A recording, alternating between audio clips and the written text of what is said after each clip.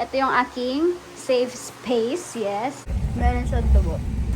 Pero ang problema, hindi pa rin kasya ang aking mga sapatos.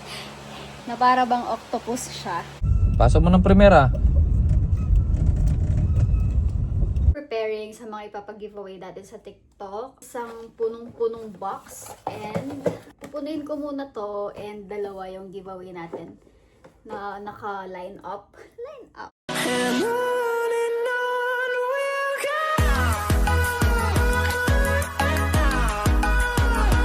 Hi everyone! Live update lang po tayo. Opo, dahil naiwan ko na kayo.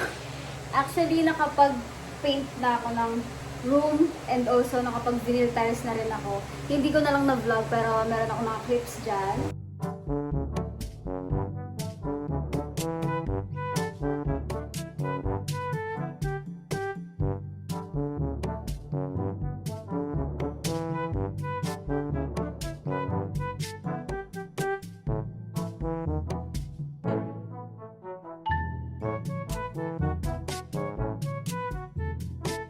Ipapakita ko sa inyo yung empty room ko. Hindi siya super empty, basta wala pa siyang gaanong gamit.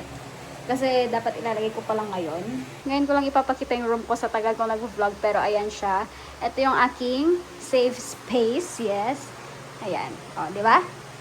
Small lang yung room ko, pero this is my comfort zone. Ito palang vanity and yung lalagyan ko ng bag yung napasok ko, saka yung shoe. So ito yung mga bag ko, ilalagay ko siya now, dito, yes. Ayan. Ayan ang favorite natin, na mag-organize. Walang katapusang organized eh. Fairness, kakulay ko yung kwarto ko, no? Gray-gray. Alam mo, te, nung bata ako, ayaw na ayaw ko talagang naglilinis. Te, kapag maglilinis, tatakas ako. Pero ngayon, di. Yung pahinga ko paglilinis. So, we're done. Ayan na lahat ng bag ko. Mga binablog ko lately, puro linis-linis na lang, declutter, ganyan. Kasi parang yun yung kailangan ko talaga. At gusto ko rin i-vlog kasi para hindi naman sa pag-vlog ng ipakita yung mga gamit ko, kundi mag-declutter din kayo, magtanggal din kayo ng mga bagay na mga hindi nyo ginagamit kasi para ma-refresh yung buhay nyo. Buhay agad. Hindi para lang maaliwalas kayo kasi kapag maayos, malinis yung paligid nyo, maayos din kayo makakapag-isip. Maniwala kayo, totoo yan. Kaya palagi ako magde-declutter. Yun lang. Next naman natin ayusin yung mga shoes, ito. Tapos meron pa sa labas, mga naka-box. Actually, ang daming box. Nagre-reklamo na yung tatay ko. Bakit? Ang dami kong box. Puro box, eh. Tsaka yung mga PR. Hindi ko kasi tinatapon yung mga ibang box kapag maganda. Bakit ba? So, yan. Ayusin ko muna siya and then babalik tayo later. Tingnan mo naman kasi to. Isang layer. 4 yung laman, te. O, tatanggalin muna natin sila. Tapos, ibabalik natin. Ito yung favorite kong chinelas, te. I think cleaning is one of my therapy kasi gumagaan yung pakiramdam ko, nawawala yung stress ko kapag naglilinis ako. Tsaka masaya palang maglinis. Yes, nakakapagod siya pero it's fulfilling, 'di ba? Kapag nakita mong maayos yung lugar mo. Okay, maiba tayo. Nandito ako kay Doc Joff for my nose kasi kailangan ko siya ngayon. So, nag-visit ako ulit sa doctor ko sa ilong kasi pinatanggal ko to, oh. Meron akong whiteheads, something dyan.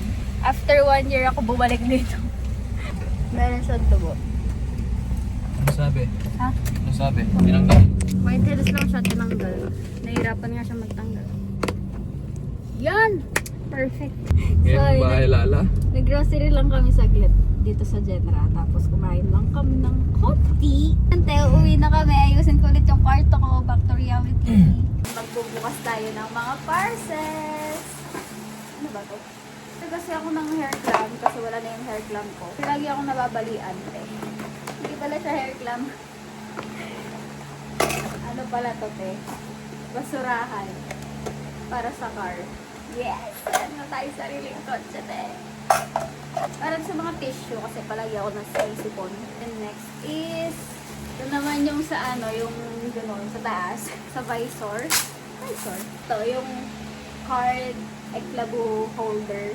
This one is ito pala yung mga hair clamps. Ha? Dalawa lang in-order ko. Parang kulang to. Hindi dalawa yan. Next is towel.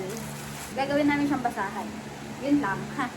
Kanina nag-unbox ako ng PR ni Lux Organics. Hello guys! So nandito kami sa SM. Ay, may damit ako te. Nagpapagawa kami ng sticker. Ito yung ganyan. Yung customize.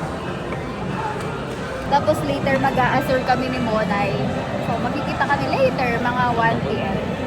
Na siya may iwan siya. Nagpatid lang ako.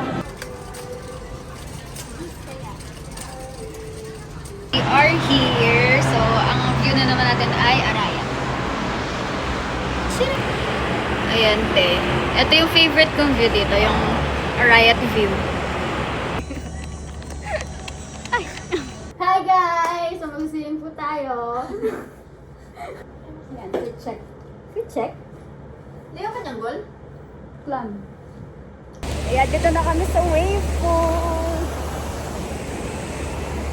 Ang random. Okay, just a few update. Ang tagal ko rin hindi nakapag-vlog. So, na-skip na to. So, ito na yung binili kong shoebox na bago. Tapos, ito naman yung luma kong shoebox. So, ito, I think mapupunta na sa kwarto nila. And, ito na yung binili ko kasi mas marami akong malalagay dyan. So, dito, meron na akong 9 slots times 2. So, meron akong 18 na mapaglalagyan. Pero, ang problema, hindi pa rin kasya ang aking mga sapatos. Na para bang octopus siya, no? Etong drawer na to, nakaka-overwhelm siya kasi dito ko nilalagay yung mga PR ko, yung mga natatanggap kong mga gift from the brands, mga products from the brands. Tinuturuan po ako mag-drive, yes. Magaling ako mag-drive, guys. Maniwala kayo sa akin. Ano ka ng driver? Hindi. Okay ka na dun sa pag-gano ko ng ano. Ayan, yumayabang ka na, yumayabang ka. Pasok mo ng primera. Good. May sabay na lang ang tanong. Pasok mo ng segunda, umiyak na yung makina. Yung clutch kasi apakan mo.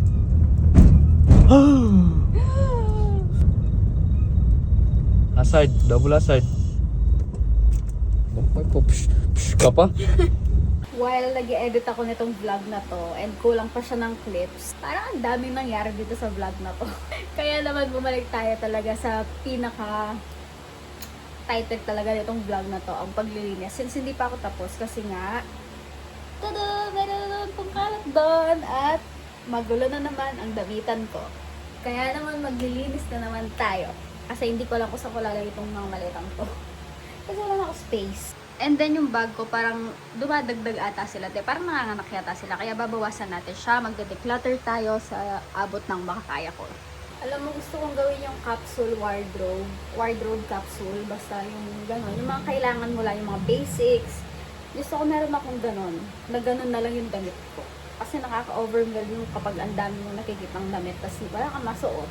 Same with the bag and shoes.